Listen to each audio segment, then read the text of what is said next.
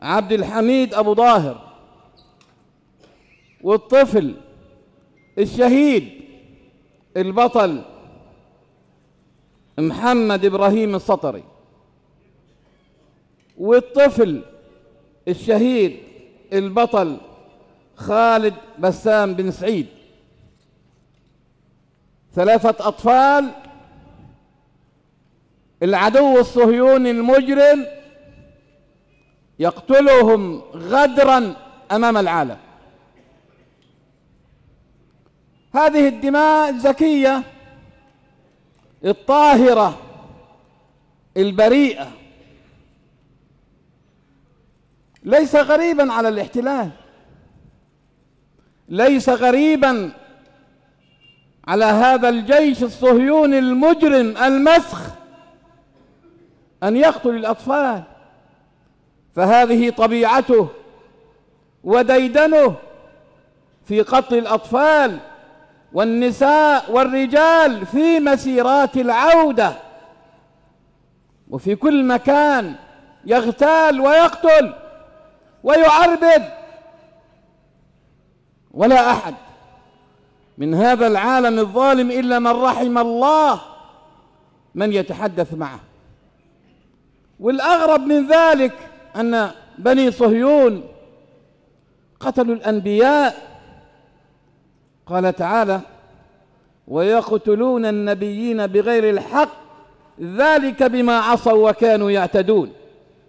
بيقول ابن كثير في تفسير الآية: كانوا يقتلون 300 ويزيد من الأنبياء في كل يوم، من الأنبياء في كل يوم، ثم بعد أن يقتلوا هؤلاء النبيين والصالحين بالمئات بل بالآلاف كأن الأمر لم يكن، يأكلوا وكأن الأمر لم يكن، ويتبختروا وكأن الأمر لم يكن. هذا الإجرام الصهيوني المجرم سيتحمل المسؤولية كاملة عن دماء الأطفال ال3، وعن دماء مسيرات العودة، وعن دماء الشعب الفلسطيني، كل الشعب الفلسطيني. وهذه الدماء لم تذهب هدرا، دماء أبنائنا وأطفالنا في أعناقنا. لابد أن يحسب العدو الصهيوني حساب، وأن يعمل له راجع، ولا يرجع هذا العدو إلا القوة، إلا بالرصاص، إلا بالدم.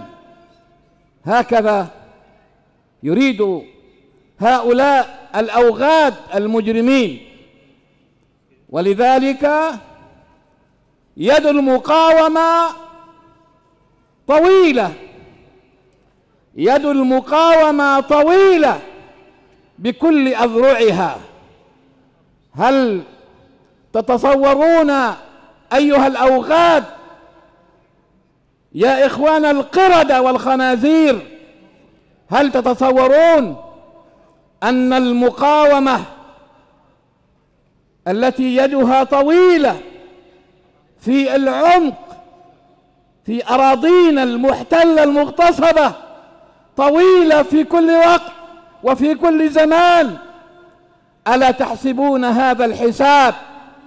إننا نقول لأبناء شعبنا ولأبناء أمتنا ولقادة الأمة العربية والإسلامية أن يروا هذا الإجرام الصهيوني الذي يحاول البعض أو الكثير بالتطبيع مع هذا الاحتلال الصهيوني، بالتطبيع مع نتنياهو المجرم. نعم، يجول في بعض العواصم العربية. إن هذا الأمر جد خطير على المقاومة بكل أذرعها، بكل فصائلها، بكل رجالها، أن تنتقم وأن تفأر لدماء شهدائنا، وعلى وجه الخصوص السلام عليكم ورحمة الله. الصلاة على الشهداء بعد صلاة السنة.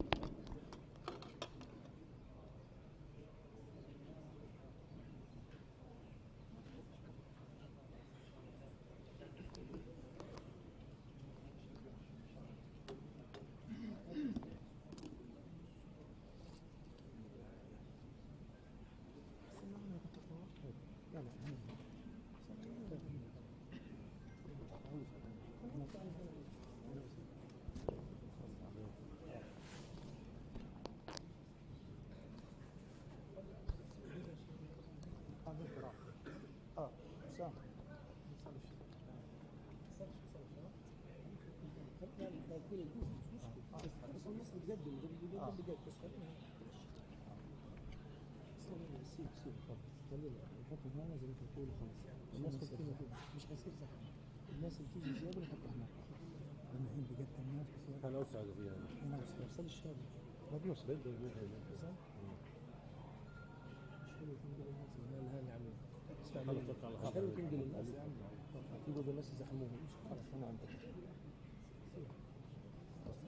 هات الناس هات فوق. داخلين. والله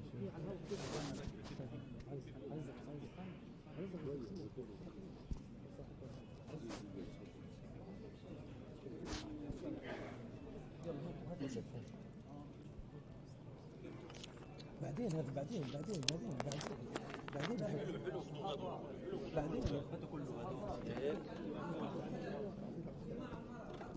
4 في مرة خلاص هنا توكل الله يا أخي. شيل هذا شيل القرآن هذا.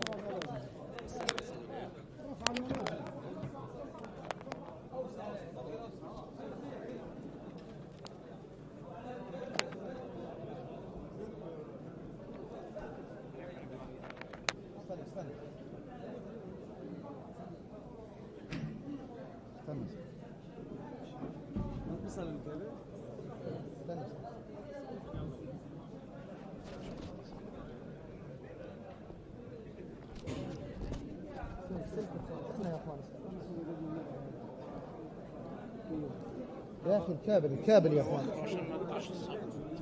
استنى قدم يا إخوان، الصبر قليلا يا إخوان، الصبر قليلا يا أخي.